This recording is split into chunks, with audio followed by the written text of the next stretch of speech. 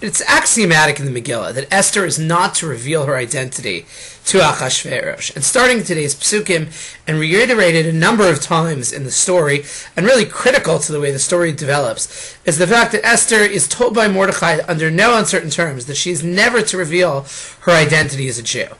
Interestingly enough, though, the Megillah never tells us why it's so critical that Esther conceal her identity. The Mefarshim all discuss this problem, and I'd like to share a couple of the possibilities with you. One possibility noted by the Ibn Ezra is the possibility that Mordechai had some type of a prophetic insight, that there must be a reason that Esther was taken to the palace. And again, that perhaps that Mordechai felt that she needed to follow this prophetic directive wherever it might take her. And again, must do whatever is necessary in order for her to become queen. This would be very similar to the way the Ramban approaches the story of Yosef, where the Ramban believes that Yosef was obligated to try to make his dreams come true. And that's why he arranges the whole elaborate business with his brothers in order to bring about an event where they would prostrate themselves in front of him, bringing his dream from many years before to fruition. That's possibility number one. A second possibility, which the Ibn Ezra says, and is amplified further by Rabbeinu Bechaye, is that this was all an attempt to allow Esther to maintain her observance in Achashverosh's palace. That Mordechai's calculation was that if Esther were to make an issue of herself being Jewish, she would be unable to fulfill mitzvot, that she would be compelled to violate the dictates of the Torah. However, if she was able to do this, so to speak, in an undercover kind of way, that perhaps she would succeed in being able to maintain all of the observances of the Torah. A third possibility is raised by the Gra, the Vilna Gaon, in his commentary on the Megillah, where he suggests that perhaps the concern was that Mordechai was concerned about the repercussions to the Jewish people of the fact that Esther was not a willing participant in coming to Achashverosh's palace. In fact, it's clear from the psukim that Esther was taken against her will. V'tilo kach Esther.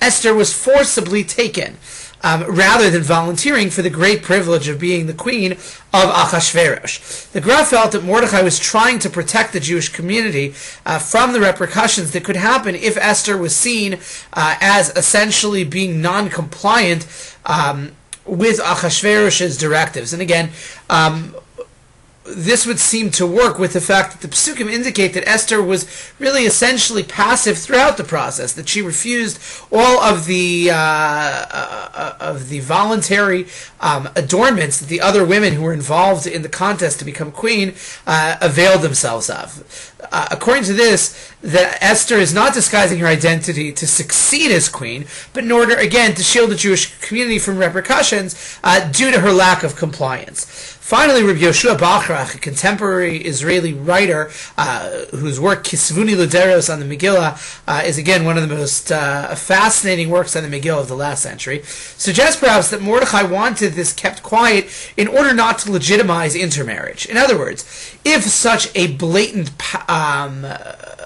case of intermarriage, that the Queen of Persia herself was Jewish, was commonly known, right? What license would that give to people on the street to feel that intermarriage was something which really was acceptable under all circumstances? And given the fact that this was an issue that we know from the book of Ezra really was a critical one at the time, that Mordechai wanted her to keep as low a profile as a Jew as possible in order that this should not be seen as a legitimization of intermarriages. So again, four possibilities. One, that this is a pursuit of a dream of Mordechai's, a prophetic dream that Esther needs to come to this position of power, and therefore she needs to do whatever is necessary in order to attain her position.